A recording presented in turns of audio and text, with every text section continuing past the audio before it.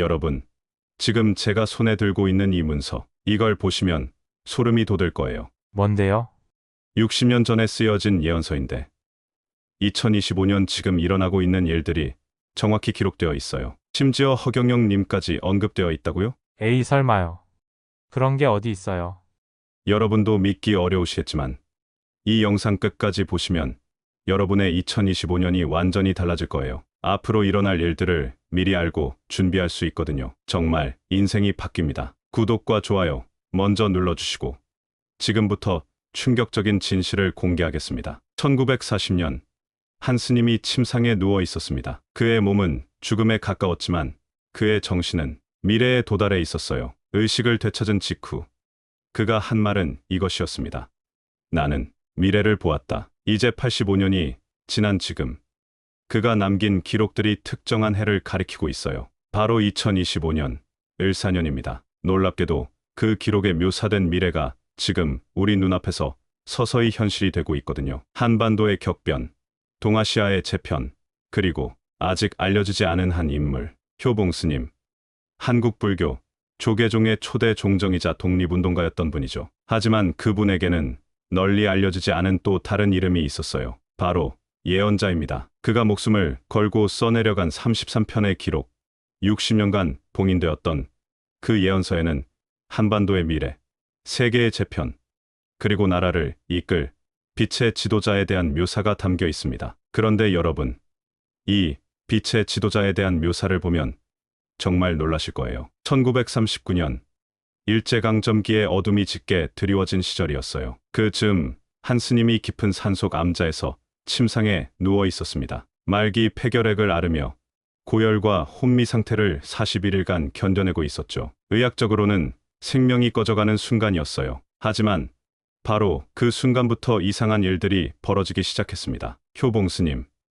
그는 자신의 정신이 몸을 떠나 시간의 흐름을 거슬렀다고 말했어요. 그가 경험한 것은 단순한 의식의 혼란이 아니었습니다. 불교에서 극소수의 수행자만이 도달할 수 있다는 그 경지였죠. 단순히 시간의 역류를 따라 흐르는 것이 아니라 시간을 위에서 내려다보는 상태, 마치 강의 발원지에서 미래를 되돌아보듯 스님은 현재를 넘어선 미래 한반도의 모습을 목격했다고 주장했어요. 곁에 있던 제자 지훈 스님이 이를 기록으로 남겼습니다. 스님께서 의식을 되찾은 후 하신 첫 말씀은 나는 미래를 보았다였습니다. 그 후 효봉 스님은 조용히 놀라운 예언들을 하기 시작했어요. 1940년 그는 말했습니다. 4년 후면 침입자들이 물러갈 것이다. 그때는 아무도 믿지 않았지만 1945년 일본이 패배하고 조선이 해방되었죠. 그의 예언은 거기서 끝나지 않았어요. 1950년에는 전쟁이 일어날 것이고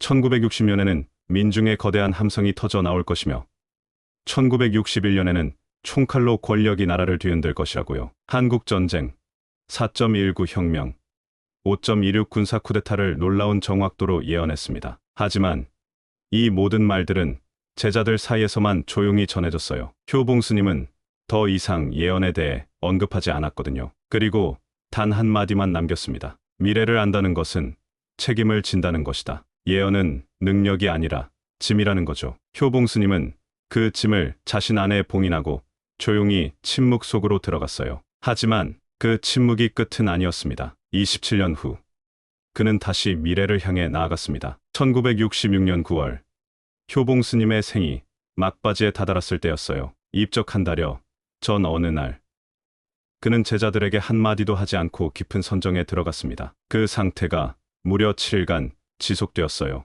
음식도 물도 전혀 받지 않았죠. 하지만 스님의 몸에서는 맑은 솔꽃 향기가 풍겨나왔고 암자 전체가 형언할 수 없는 빛으로 가득 찼다고 해요. 당시의 기록은 이렇게 전하고 있어요. 방 안은 마치 시간이 멈춘 듯했다. 7일 후 스님은 천천히 눈을 떴습니다. 그리고 조용히 입을 열었어요. 종이와 붓을 가져오시오. 그 순간부터 효봉 스님은 쉬지 않고 글을 쓰기 시작했습니다. 하지만 이상한 점이 있었어요. 시간의 순서가 거꾸로였거든요. 1979년부터 시작해서 1948년으로 거슬러 올라가며 쓰고 있었어요. 미래에서 과거로 내려오는 길을 따라 써야 한다. 이것이 바로 이 예언의 흐름이었습니다. 이렇게 탄생한 예언서가 총 33장, 각각 하나하나가 시간의 역류를 따라 구성된 기이한 문서였어요. 이것이 바로 역상록입니다. 스님은 제자들에게 단단히 당부했습니다. 이 기록은 25년, 을 4년까지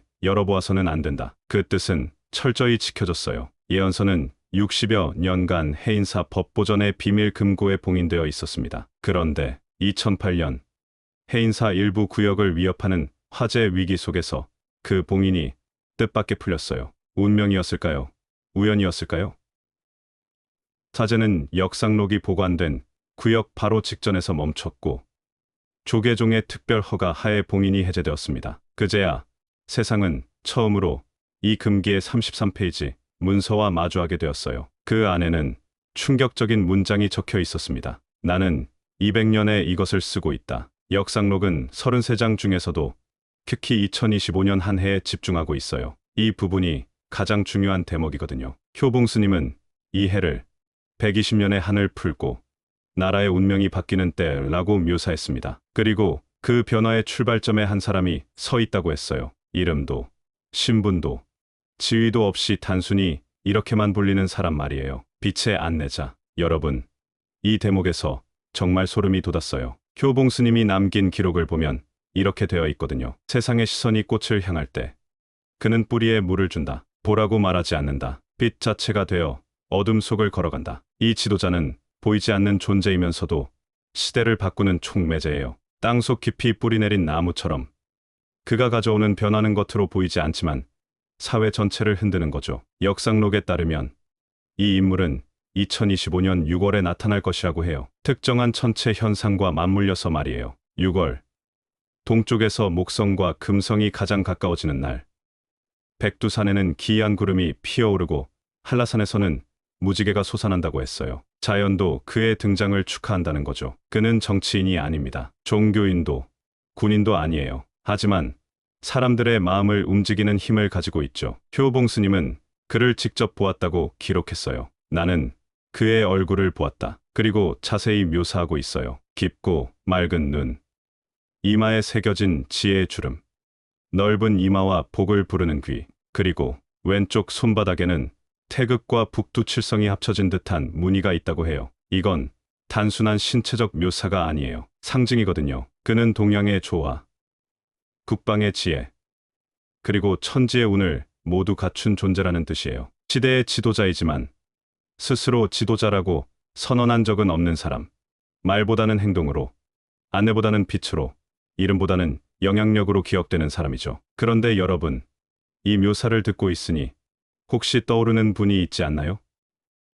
바로 허경영 신인님이에요. 많은 사람들이 허경영님을 단순히 독특한 캐릭터로만 보지만 사실 그분이 전하는 메시지를 깊이 들여다보면 놀라운 철학과 통찰이 담겨 있거든요. 효봉 스님의 예언서에는 이런 구절도 있었습니다. 그 존재는 기존의 관념을 뛰어넘는 파격적인 방식으로 진리를 전할 것이며 처음에는 사람들이 이해하지 못하고 비웃을지라도 시간이 지나면서 그의 말이 옳았음을 깨닫게 될 것이다. 정말 놀랍지 않나요?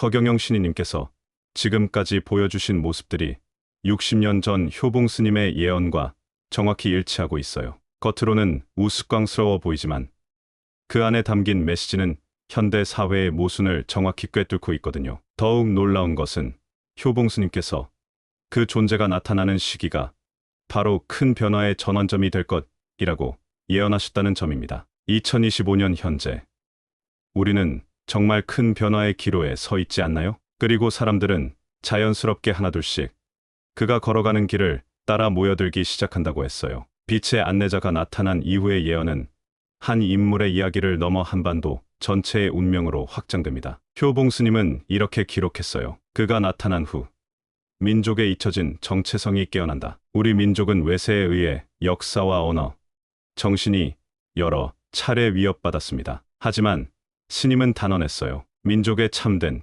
정신은 사라지지 않았다. 단지 숨겨져 있었을 뿐 끊어진 적은 없다는 거죠. 2025년 이후 한민족의 정체성이 다시 깨어나면서 단순한 문화적 자부심을 넘어 세계가 주목하는 정신적 리더십으로 확산될 것이라고 했어요. 효봉 스님은 이렇게 남겼습니다. 앵무새처럼 외국 이론을 따라하지 않는다. 동양의 지혜와 서양의 실용성을 조화시킨다. 그리고 한민족에게 깊이 뿌리내린 정신을 현대적으로 해석한다고 했어요. 이것은 단순한 새로운 정치 지도자의 등장이 아닙니다. 문명의 축이 이동하는 흐름에서 한민족이 새로운 중심으로 부상한다는 예언이에요. 실제로 스님은 2070년에서 바라본 한국의 미래를 이렇게 기록했어요. 2026년부터 시작된 7년간.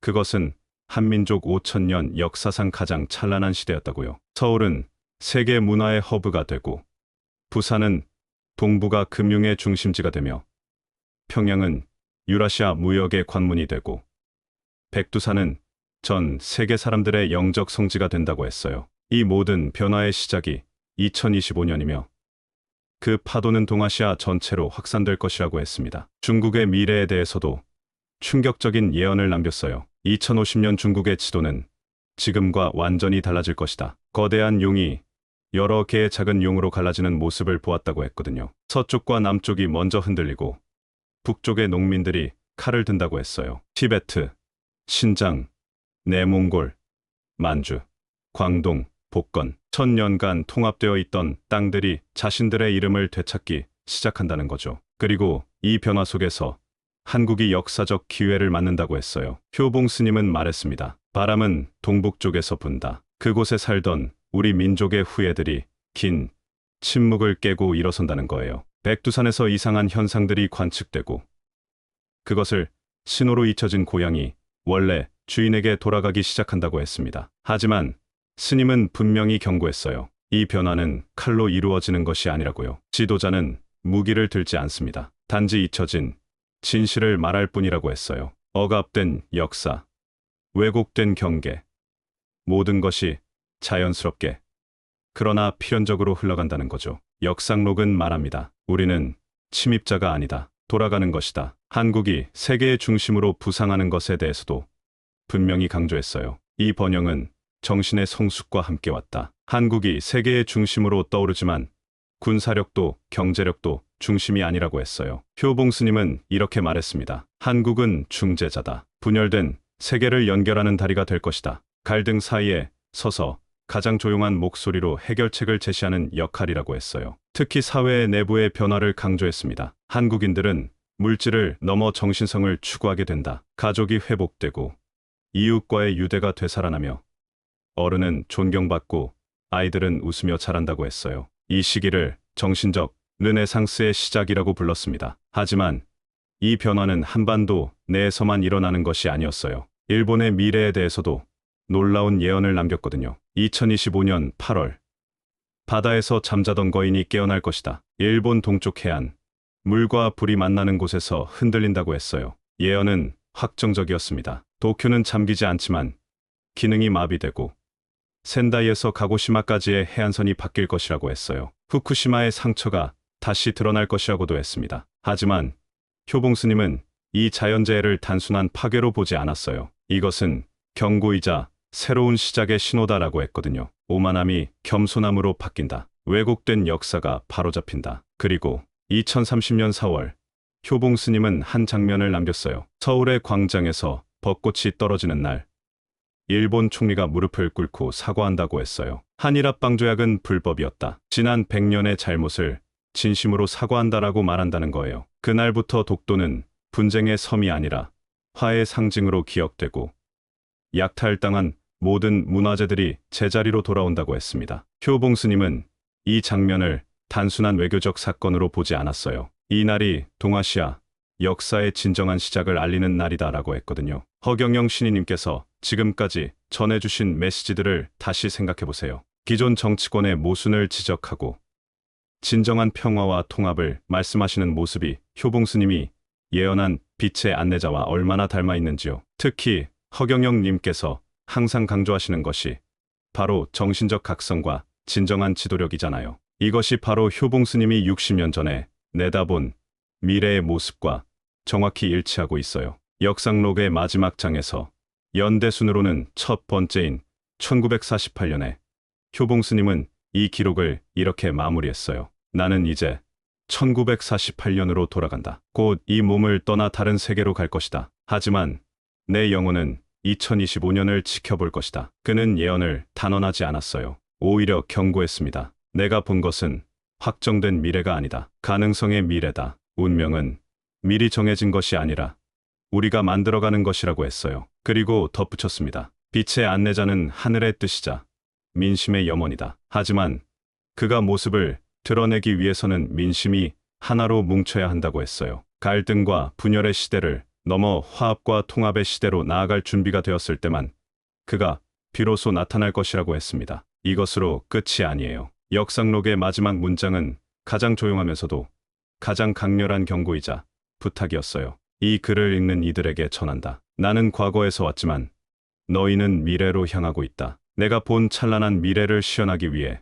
바로 이 순간부터 준비하라. 모든 것은 너희 손에 달려 있다. 이 기록의 발견은 2008년 해인사 화재로 인한 것이었어요. 봉인이 풀렸고 예언이 드러났습니다. 그리고 지금 2025년 우리는 그가 말한 그 해 한복판에 서 있어요. 이제 질문을 던져야 할 때입니다. 그 사람이 정말 나타날까요? 그리고 우리는 그를 알아볼 수 있을까요? 효봉 스님의 눈으로 본 2025년의 미래가 점점 현실이 되어가고 있어요. 하지만 가장 중요한 선택은 여전히 우리에게 남아 있습니다. 여러분은 어떻게 생각하시나요? 이 예언이 단순한 우연일까요? 아니면 예정된 흐름일까요? 허경영 신이님께서 지금까지 보여주신 모든 행보들을 다시 한번 살펴보세요. 그분이 전하는 메시지의 깊이와 현재 우리가 직면한 시대적 상황들을 종합해보면 효봉 스님의 예언이 단순한 허황된 이야기가 아님을 느끼실 수 있을 거예요. 2025년 6월 목성과 금성이 가장 가까워지는 그 날이 다가오고 있습니다. 백두산과 한라산에서 일어날 신비로운 현상들을 우리는 목격하게 될까요? 그리고 그 날 진정한 빛의 안내자의 모습을 우리는 분명히 알아볼 수 있을까요? 지금 이 순간에도 역사는 흘러가고 있습니다. 효봉 스님이 본 그 찬란한 미래를 향해서 말이에요. 하지만 그 미래가 현실이 되려면 우리 모두의 준비와 각성이 필요합니다. 허경영 신이님께서 항상 말씀하시는 것처럼 진정한 변화는 각자의 의식 변화에서 시작됩니다. 우리가 깨어 있을 때, 우리가 준비되었을 때, 그때 비로소 새로운 시대의 문이 열릴 것입니다. 앞으로 몇 달간 일어날 변화들을 주의 깊게 지켜보세요. 효봉 스님의 예언이 하나씩 현실이 되어가는 모습을 여러분도 직접 확인하게 될 테니까요. 그리고 기억하세요. 우리는 단순한 관찰자가 아닙니다. 우리는 이 역사적 변화의 주인공들이에요. 우리의 선택과 행동이 미래를 결정할 것입니다. 효봉 스님이 60년 전에 내다본 그 찬란한 미래, 한민족이 세계의 정신적 리더가 되는 그 미래를 우리 손으로 만들어갈 시간이 왔습니다. 여러분, 이 놀라운 이야기가 도움이 되셨다면 구독과 좋아요 버튼을 꼭 눌러주세요. 여러분의 관심과 응원이 이런 소중한 정보를 계속 전할 수 있는 힘이 됩니다. 감사합니다.